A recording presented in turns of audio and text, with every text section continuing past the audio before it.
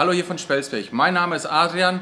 Heute leider ohne meinen Kollegen Rainer, der ist noch in der Kaffeepause. Ich zeige euch aber, wie man die neue WKE verdrahtet.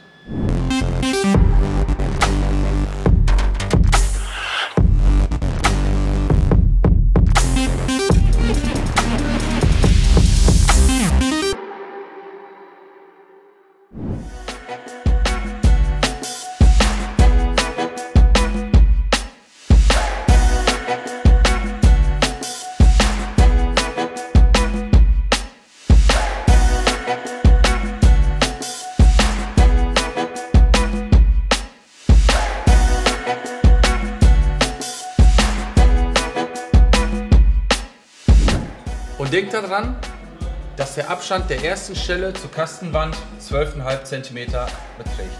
Und jetzt geht's ans Eingemachte.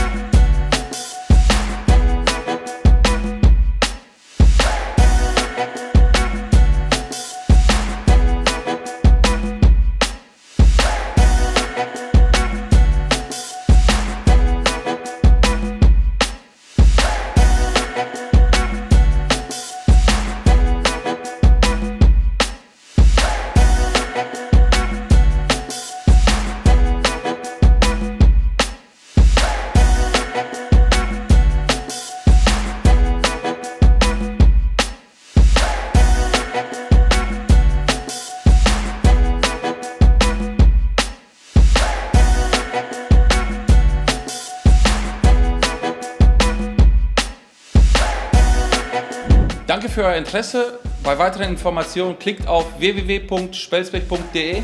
Geht schon weiter? Ja, wir sind schon fertig, Rainer. Oh, ja dann, danke fürs Zuschauen. Bis zum nächsten Mal. Feierabend. Ciao.